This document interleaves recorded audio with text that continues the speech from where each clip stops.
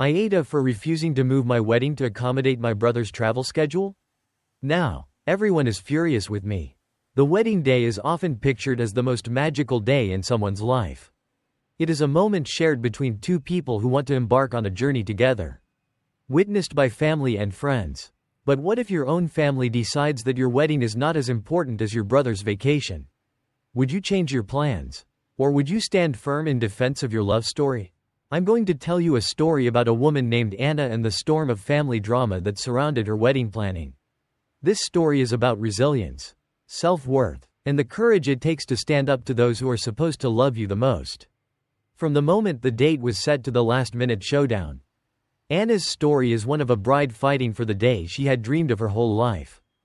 Anna was 28 years old, working a regular 9-to-5 job, living alone, and deeply in love with her fiancé, Eric. After being together for 4 years, they got engaged and were now meticulously planning their wedding.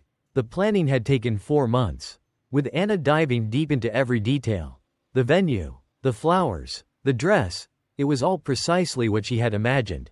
However, the reality was that Anna had a complicated family. Her parents, Daisy and Thomas, were fond of her older brother, Fred, to a fault. Fred, 32, was married to Alice and had 2 young children, but he wasn't exactly successful in his endeavors. Fred's life was a series of financial failures, dreams that never quite panned out.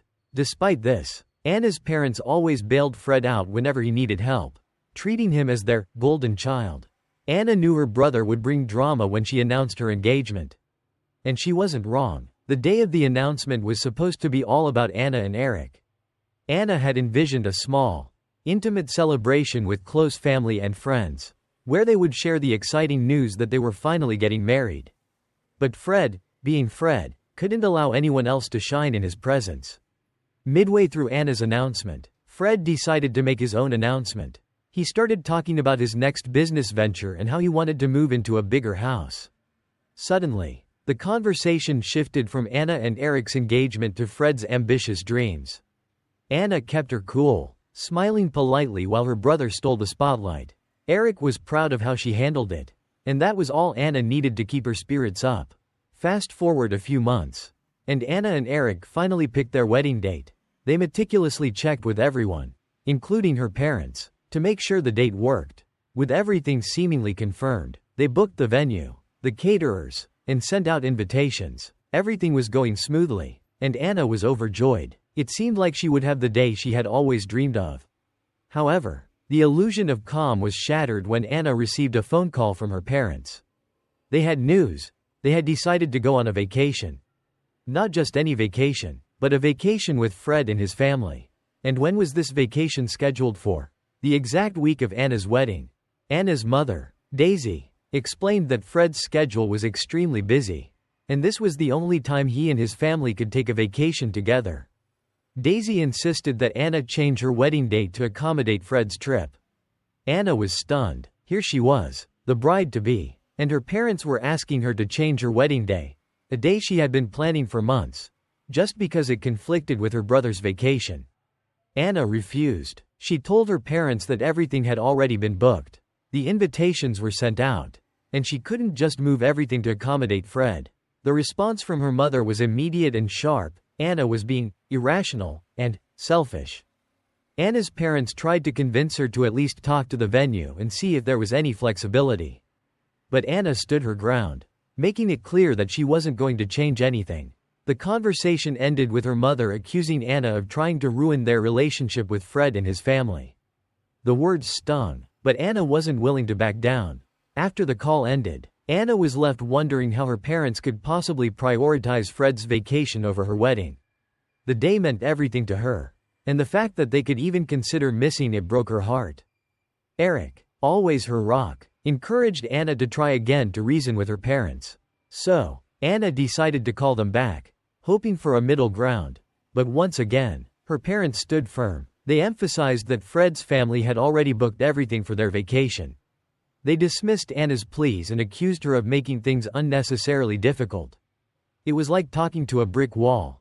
When Anna realized that there was no reasoning with them, she knew it was time to involve the extended family. Anna reached out to her aunt, her mother's sister, and explained everything. Her aunt was appalled by the way Anna was being treated and promised to speak with Anna's parents. However, instead of helping, this conversation led Anna's parents to double down. They started calling other family members, portraying Anna as unreasonable, accusing her of trying to create a rift in the family, and emphasizing her supposed jealousy of Fred. They even implied that she was doing this deliberately to make things difficult for Fred and his family. The extended family started to take sides, some supporting Anna and others saying she should be more accommodating. The entire situation escalated into a full-blown family conflict. Anna was adamant that she would not let her wedding be derailed by her brother's plans. And she refused to let her parents manipulate her with guilt. She decided that it was time for a face-to-face conversation with Fred. When Anna confronted her brother about everything, Fred was dismissive. He tried to downplay the importance of her wedding and emphasize how much pressure he was under. He was on the brink of bankruptcy, and he claimed that the trip to Europe was essential for securing investors for his failing business. Anna listened quietly as Fred tried to guilt-trip her. He told her that, as his sister, she should want to help him in any way she could, even if that meant changing the date of her wedding. But Anna had heard enough. She told Fred that she wasn't going to sacrifice her wedding day for his poor decisions. If he couldn't make it to her wedding, that was his choice, not hers. After confronting Fred, Anna also decided to talk to Alice, Fred's wife. Alice was in a difficult position. She was trying to support her husband. But she also understood the importance of Anna's wedding. Alice confessed that she wasn't fully aware of the details of Fred's financial situation and had been led to believe that the vacation was just that, a vacation. She expressed her disappointment at the thought of missing the wedding but explained that Fred had convinced her it was necessary for their future. Alice promised to try and talk to Fred, but Anna knew that ultimately, Fred would do whatever he felt was best for himself. Anna realized that the only way to resolve this was to confront her entire family together. She called for a family meeting, determined to lay everything out on the table. When they gathered, Anna wasted no time. She spoke openly about the years of favoritism, the endless bailouts, and how her parents' actions were affecting her. She presented evidence, copies of emails and messages, that showed the true nature of the vacation and how her parents were willing to lie just to help Fred. Fred was furious that Anna had gathered this information behind his back. And her parents looked ashamed. Alice confirmed that she wasn't entirely on board with the vacation, which seemed to shock Fred. He turned to her for support, but she refused to back him up. Anna made it clear that she wasn't willing to change her wedding date and that if her parents chose to miss it, that was on them. She gave them 24 hours to decide, and she warned them that if they chose Fred's vacation over her wedding, she would cut ties with them. She even hinted that she would publicly reveal everything if they pushed her to that point. Fred was enraged, but Anna was done being manipulated. She walked out of the meeting, leaving her family to decide what mattered more to them, Fred's trip or her wedding. The next 24 hours were the longest of Anna's life. She tried to focus on anything but the situation. But it was impossible. When her phone finally rang, it was her mother. Her mother apologized, saying that she and Anna's father had thought a lot about what had happened. They realized how much the wedding meant to Anna and admitted that they had been too focused on trying to help Fred. They had decided to cancel the trip and be there for Anna on her wedding day. Anna was shocked. She had expected them to choose Fred, as they always had in the past. For the first time in a long time, it felt like her parents were finally choosing her. Anna's parents began canceling the trip immediately. Fred was furious when he found out, and he called Anna, accusing her of ruining his chance to save his company. He claimed that she was jealous and trying to undermine him, but Anna refused to let his words get to her. She calmly told him that their parents had made their own decision, and if he wanted to be angry at someone, he could be angry at them, not her. Fred hung up on her, and Anna didn't hear from him for a while after that. In the days leading up to the wedding, Anna's parents started to reflect on their relationship with both of their children. They admitted to Anna that they had always seen Fred as the one who needed more help and that, in doing so, they had neglected her needs. They promised to try to be more present in her life and to treat both of their children equally. It wasn't a complete turnaround, but it was a start, and it gave Anna hope that their relationship could improve. The day of the wedding finally arrived, and Anna was determined to make it perfect. She and Eric had worked so hard to make sure everything was exactly as they had imagined. The ceremony took place at a beautiful garden estate. And as Anna walked down the aisle, she saw her parents sitting in the front row, her mother wiping away tears. It was a small but significant moment that gave Anna hope for the future. The reception was going smoothly until Fred and Alice arrived. They hadn't RSVP'd, so Anna wasn't sure if they would show up at all. When they walked in, the room went silent. Fred made his way over to Anna and Eric, congratulating them half-heartedly before trying to bring up his business problems. Even on her wedding day, Fred couldn't stand not being the center of attention. But Eric stepped in, reminding Fred that this was not the time or place. Fred eventually gave up and walked away. But the damage was done. Despite the disruption, Anna refused to let it ruin her day. She danced, cut the cake, and celebrated with her loved ones. No matter what Fred did, nothing could take away the fact that she had just married the love of her life. In the aftermath of the wedding, Anna's parents made a difficult decision. They decided to stop financially supporting Fred. They realized that constantly bailing him out wasn't helping him or anyone else. Without their support, Fred's company quickly folded, and he had to file for bankruptcy. Alice, who had grown increasingly frustrated with Fred's irresponsibility, decided to leave him, taking the kids and moving in with her parents. Fred was left to start over, and Anna hoped that this would be the wake-up call he needed to finally take responsibility for his life. As for Anna and Eric, they were finally free to focus on their future. They had to postpone their European honeymoon because of all the drama. But they were planning to take it soon. Anna was grateful for the support she had received from her friends and even from strangers on Reddit. It had given her the strength to stand up for herself and make the difficult choices she needed to make. The road hadn't been easy, but in the end, she was glad she had stood her ground. The story of Anna's wedding is a powerful reminder of the importance of setting boundaries and standing up for yourself. Even when it's difficult, family is supposed to be a source of love and support. But when that support becomes conditional or manipulative, it's crucial to prioritize your own well-being. Anna's story shows that sometimes, you have to fight for what matters most to you, even if it means challenging those closest to you.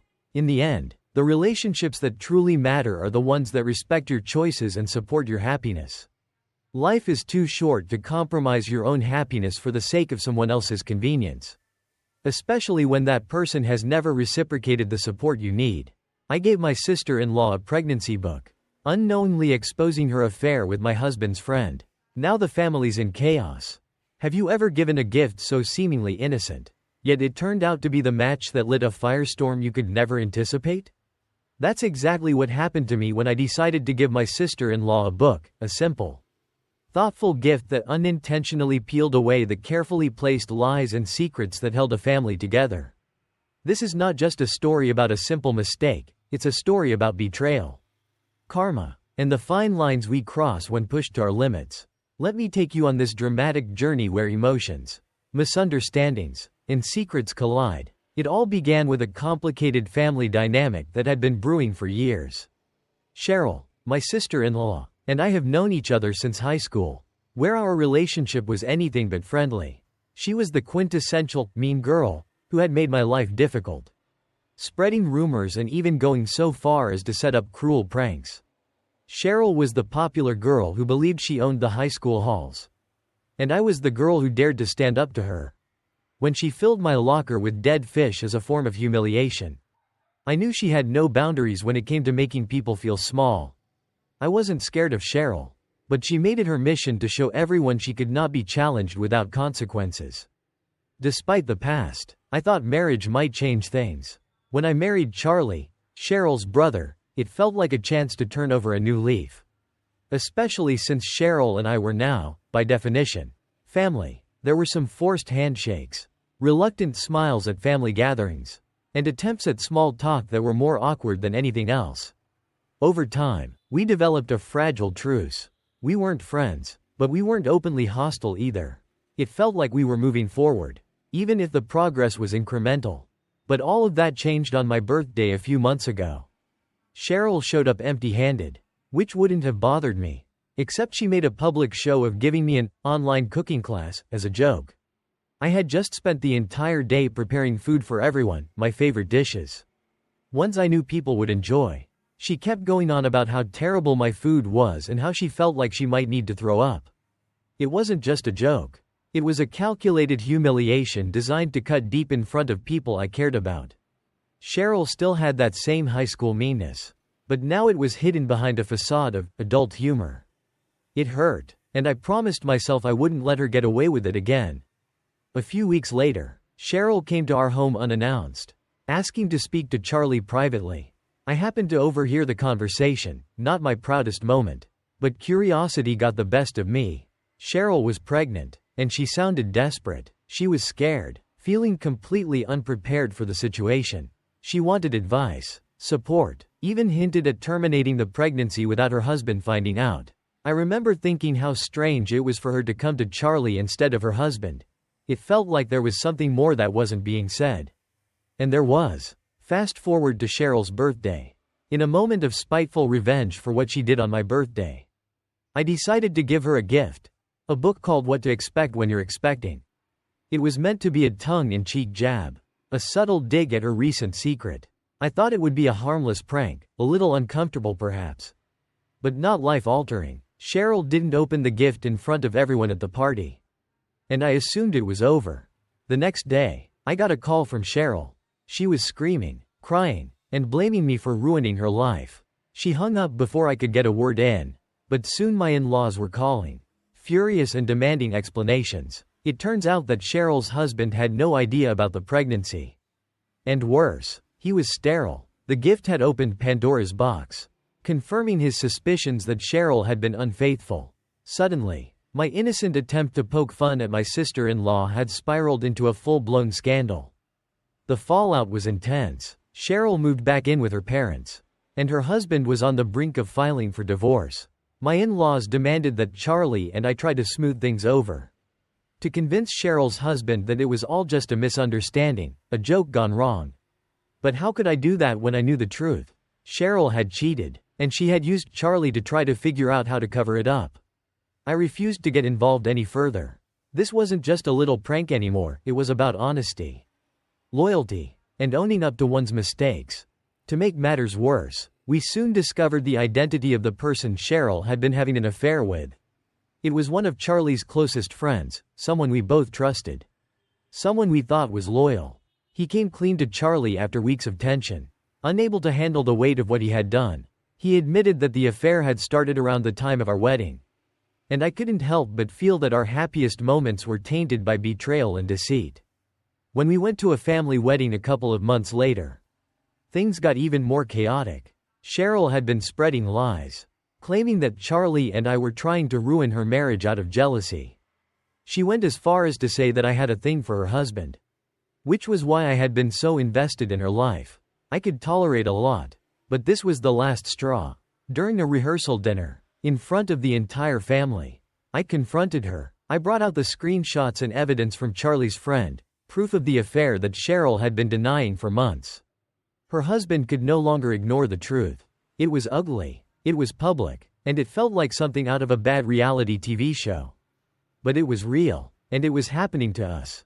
Cheryl's husband finally decided to leave her. She announced their divorce publicly, pretending it was mutual, asking everyone to respect their privacy. But everyone already knew the truth. People talk, especially when there's drama involved. And there was no shortage of gossip surrounding Cheryl. My in-laws were furious with me and Charlie.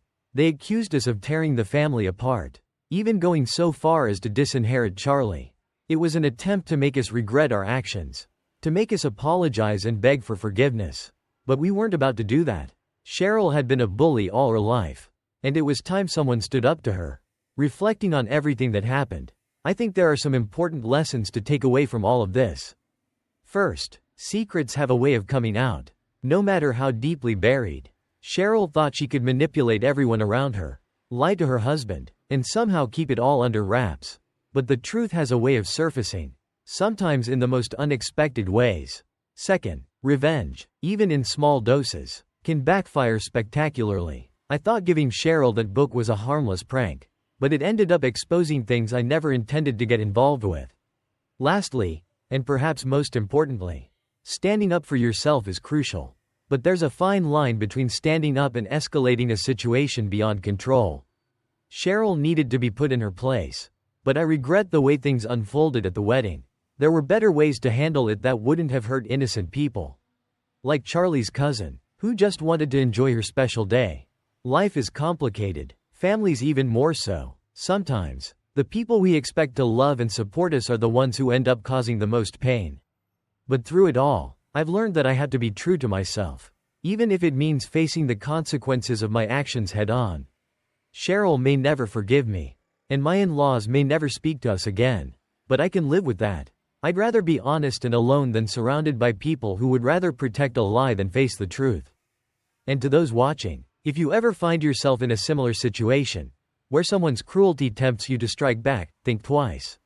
Not because they don't deserve it, but because the cost of revenge is often higher than we realize. Sometimes, the best response is to walk away. To let karma do the work. Because in the end, Cheryl didn't need me to ruin her life. She was doing a fine job of that all on her own.